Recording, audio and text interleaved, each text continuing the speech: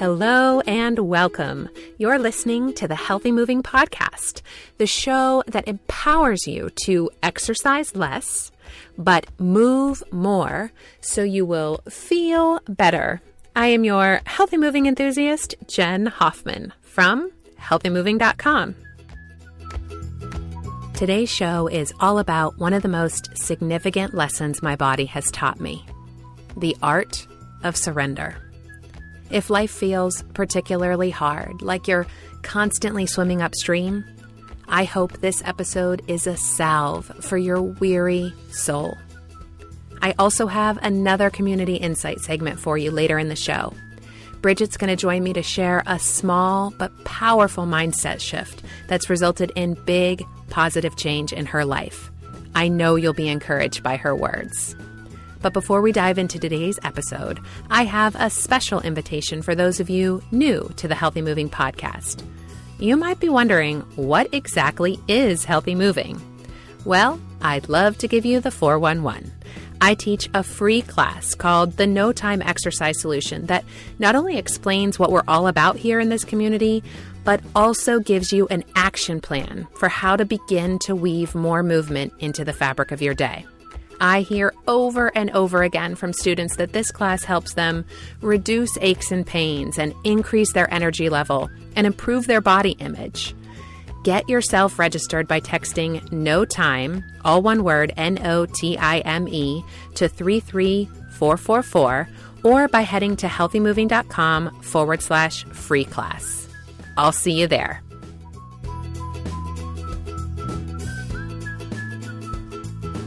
This month, our free community class was all about building strength.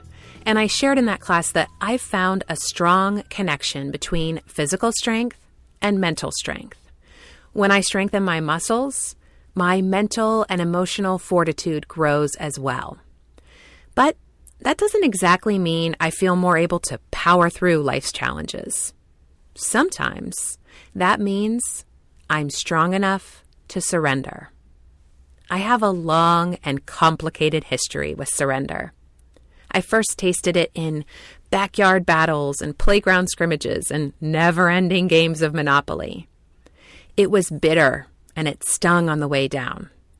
In history class and on movie screens, I always saw others choke on surrender that was always prepared with battle and opposition. And in Sunday school, I learned that, like broccoli, it was good for me. A nutrient essential to my spiritual health. For years, the simple recipe I used for surrender required only one step. Give up. Walk away. With each taste, I ignored the notes of resentment and bitterness that hit my palate as I swallowed. I pretended the aftertaste of shame wasn't really there. And that feeling of brokenness and defeat that lingered long in my belly, that was just the nutrients working, right? Well, then I stumbled into a cooking class. The instructor had a new way to prepare surrender, and she even called it sweet. The ingredients: a yoga mat, a blanket, an eye bag, and stillness. And instead of giving up, we prepared it by letting go. How sweet it was. Release, not defeat. A building up, not a tearing down. Full, not empty. Friends, my body has taught me that letting go and giving up are not the same thing. One maintains connection, and the other breaks it. One requires incredible strength, and the other leaves me feeling weak and helpless. Surrender can be a gift of rest and freedom and liberation. And our bodies, they can teach us the art of surrender. I want to encourage you this week to take a moment and ponder this question. What are you holding on to with a death grip? Joy, comfort, pain, fear, plans, dreams? Surrender is not about turning your back on those things. It's about holding them with an open hand. After you ponder that question, grab a towel, a pillow, and a blanket. Lie down on the ground, or even do it on your bed. Roll up the towel and put it behind your neck. Place the pillow behind your knees and cover up with the blanket.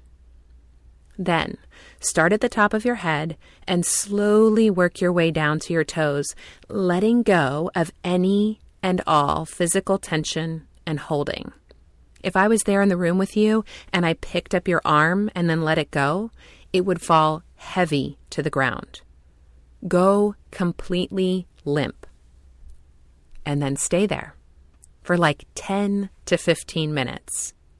You are strong enough to sit with whatever ick may arise when you first start, because you know that there is a sweetness on the other side of that you can only taste by traveling through. Just keep showing up. May the surrender you experience physically in that practice bring every part of your being rest, hope, and encouragement. Okay, I'll be back in just a moment with this week's Community Insight segment.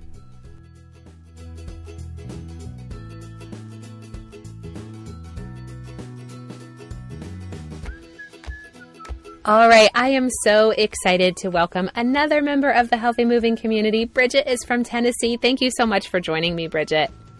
Yes, hi, Jen. Okay, so can you tell us a little bit about your life and your typical day and kind of how things roll for you? Yes. I am an early riser. My body just wakes up early, so I wake up around 5 every morning. Which is good because my husband leaves the house at 6:30 every morning, and then I'm home with our 2 girls, and so I have time with them in the morning. Then I take one of them to school, and then I'm home with my 4-year-old, and we are taking care of the home. We're running errands, doing a play group, going around to dance class and different things like that. And then my husband, after his work, he has other jobs that he is doing also from home. So we have a very busy day. And within that busy day, a lot of my time is caring for the children, which made exercise more difficult to fit into my daily life. So that's where healthy moving has really made a huge difference for me. And I also want to share with everybody that you have some exciting stuff happening in your family, and that you are soon to welcome a new baby into the fold. So I know that having some solid stuff in place as far as your self-care routines is going to be even more important in the upcoming months as you transition to being a mom of 3. How exciting. So Can you talk a little bit about specifically like what elements of the work that you're doing in the program have been most helpful and most impactful for you? Well, the biggest thing for me has been embracing walking in my daily life. It's something that I've always loved to do, but I never really considered it real exercise for someone in their 30s. I considered it maybe real exercise for someone retired or something like that. But I always had high expectations of myself of what my exercise would look like. And instead, flipping that to embracing walking, which is something I love, I saw that it's something I could do daily with my busy routine. And it was something that my husband, we could find a time in our schedule when he was home that he could be with the children and I could go on a mile walk. And I've done that now for 10 months, almost every day, at least a mile. And while it doesn't sound like a huge accomplishment versus, 30 minutes on the treadmill and lifting weights 3 times a week or other types of things that I had tried to do before, it is something I could actually accomplish in my life. versus the other things were always too difficult to try to accomplish. And I really just love having my time to walk, and my body feels great, and I have that time to myself and to pray and think about the day. And it's just been, that's been the hugest change in my life since working on healthy moving. I agree so much. I think that walking kind of, like you said, it has connotations, or we've kind of received some messaging about it and about its effectiveness. But as we've heard, not just from me and from you, but from other members of the community who've been on the podcast in the past, it has just such an amazing, it's got physical benefits. I mean, I absolutely believe that walking is like a superfood when it comes to movement. It gives you so many of the movement nutrients that you need. And when you're walking, and I know you've kind of focused on the mechanics and on your gait cycle a lot in the program, but when you're walking, and paying attention to things like posterior push-off and reciprocal arm swing and all those good, lovely movement nutrients, you use so many muscles and you maintain bone density. It's really a great weight-bearing exercise, and using all those muscles means more calorie burn. It really is just so powerful on a physical level. But it goes beyond that. I love it when we can get multiple benefits from the things we're doing for movement nutrients. You know, we have this kind of mentality in our culture that our movement is something that we do, you know, in a workout that's separate from our life and separate from the way we kind of take care of our life and do our things. But walking can be a way that you bring food home. It can be a way that you take care of yourself, like you said, mentally, and having some kind of quiet time and self-care and prayer.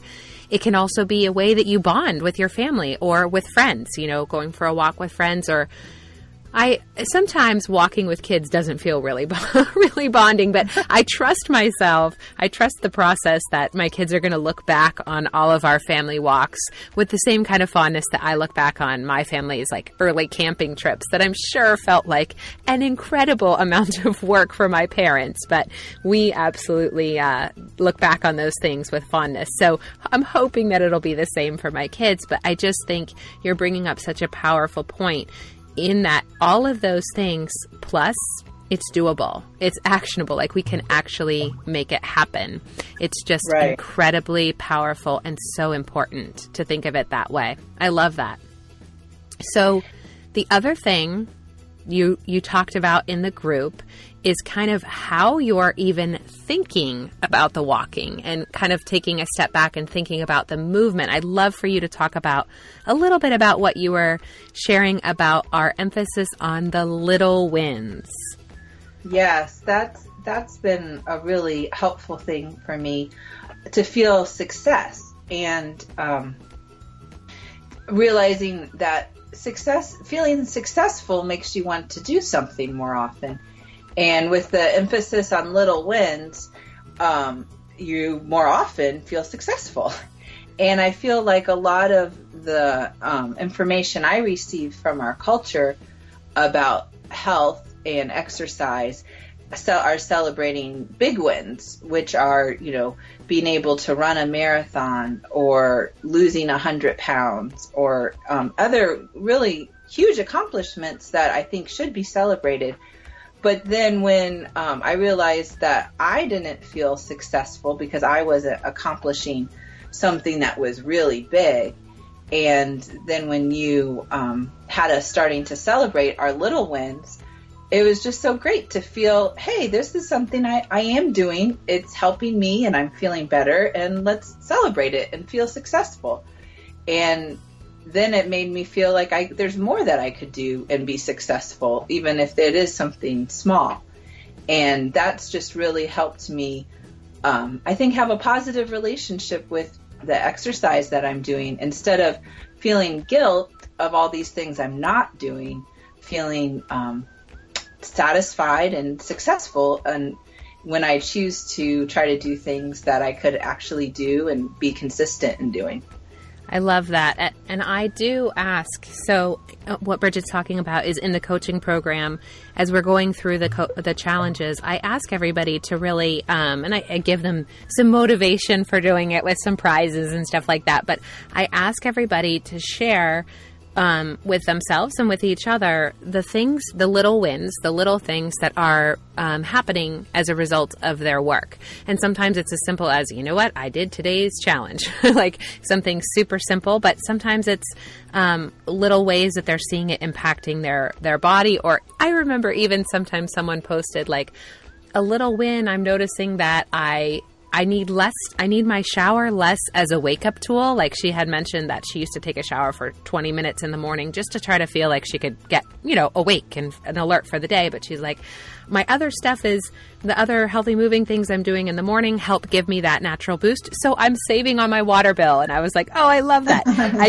I love all these little tiny things that we can see that are positive from that, because, those big wins that everybody celebrates, they're born of a ton of tiny little wins along the way. And when we're just focused on that end goal, it feels so far away. It feels like, it's just too hard to get there. And it creates this kind of bad feedback cycle of, I'm so far, I'm never going to get there. But when you do shift and you kind of look back a little bit, okay, so I did do this. That is almost like it gives you this momentum and it pushes you forward toward those bigger milestones. So I just think it's such a powerful approach. And I was so thrilled to see that it has been helpful for you and been impactful for helping you really move the needle. And also, I think a big thing for it is it makes you enjoy the journey more. Yes. Because I think instead of waiting to celebrate at the end after you've done all this hard work, being able to celebrate all the way through and feel successful is so much of a better journey to be on also. Absolutely. I love that. Yes, 100%. That is so great. And speaking of journeys, I can't wait to watch how the next few months unfold for you. I know it's going to be wonderful and amazing. And I am so incredibly grateful, not just for you coming on the podcast, but for your presence in our community and the way you share yourself and your wins so wonderfully with everybody to help encourage and inspire others. I know you've done that lots in the group, and you've definitely done that today, Bridgette. Thank you so much. Thank you too, Jen. Okay, friends, don't forget, I'd love to have you join me for the free No Time Exercise Solution class. Head to healthymoving.com/free class or text the word No Time, NOTIME, to 33444 to register. And if you find the Healthy Moving podcast helpful, would you support the show by heading to iTunes to subscribe, rate, and review? This helps me and it helps others find the show. I really appreciate you taking the time to do that. You can get the simple instructions at healthymoving.com/iTunes. And as always, if you know someone who could benefit from this message, we'd both be grateful if you sent them a link. Until next week, friends, keep moving.